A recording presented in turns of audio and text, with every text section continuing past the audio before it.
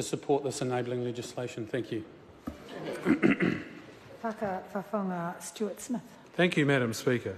I'm not going to attempt Tongan because out of respect for the language. So, but happy Tongan Language Week.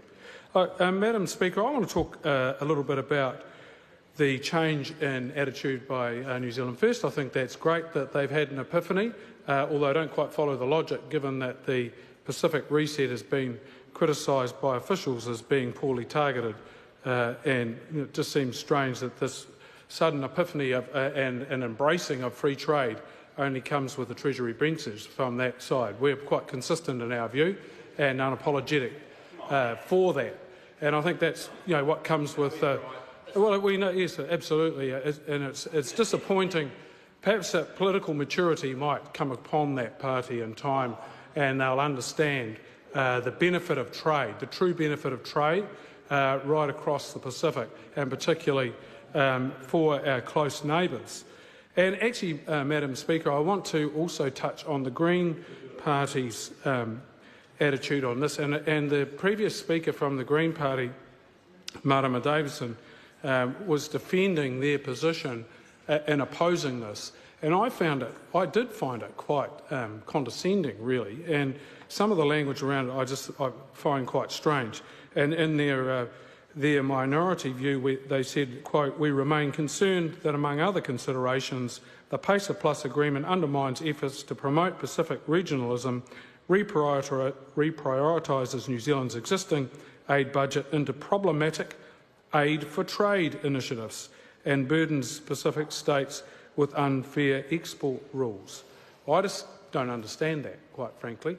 And it seems strange that the party claims to have all of these principles and it stands by them, and yet Rod Donald's principles against the oxymoron name of a bill in electoral integrity bill, they simply abandoned them then. And what would have been so important to the Green Party, and yet then on this case where it's for the good of everybody, they maintain a no way will we support this bill attitude. And I think that's very strange. I don't understand those principles.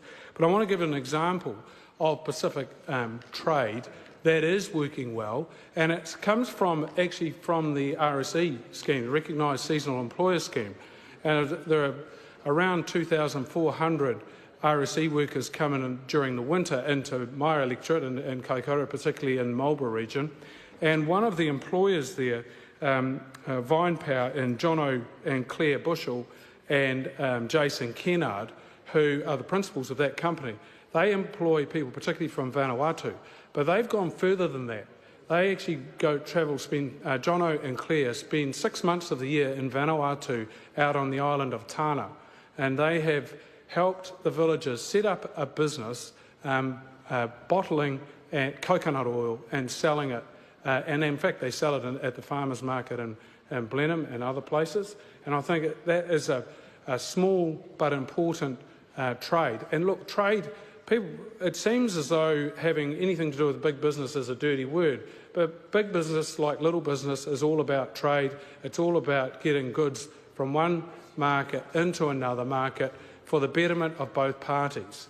And as it's certainly well known in the business circles, you've got to leave something in it for the next person when you're trading. If you don't, then it won't work.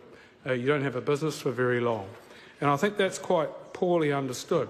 Remittances are also quite important from the RSE's workers going back into the Pacific Islands. But not only that, when it comes time, close to the end of their time working in New Zealand, the groups from villages go and buy a lot of goods, put them into containers and send them back to their islands. And those goods can be things from building materials to tractors, to all sorts of things, so that they can enhance their own businesses and their own lifestyles in their villages. Now that is, I admit, what you'd call a cottage sort of export industry, but it is a very important industry for those villages and for the lifestyles of those people, and it's lifting up their lifestyles. And to sit back and say, well, we don't want to support free trade in the Pacific because we don't believe those people are actually able to make their own decisions in that area. I just don't accept. And I think, to draw another analogy for you on that argument, if we look at the Brexit situation at the moment, who's the UK looking to for help in getting a trade policy together to actually negotiate trade agreements? It's New Zealand. And it wasn't that many years ago that the UK joined the common market, and the UK did, and New Zealand had a complete reset in its trade policy. And we were very poor situation, and now we've become a leading trading nation. And how have we done that? By being in the game. That's how we've got there. So this is I think it's, to gloss over it in the way that the Green Party did, shows a very poor understanding of trade in general, very poor understanding of business in general. It may not be surprising to anyone about that. I'm absolutely delighted that the Labour Party is behind us. They always have been. And now I'm great to see an epiphany on the part of New Zealand First. It would be great for them to have a few more.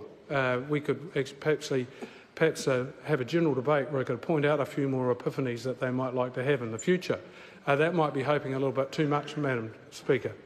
Anyway, look, with that in mind, Madam Speaker, I commend the bill to the House. Whakawhawhanga, Dr. Duncan Webb.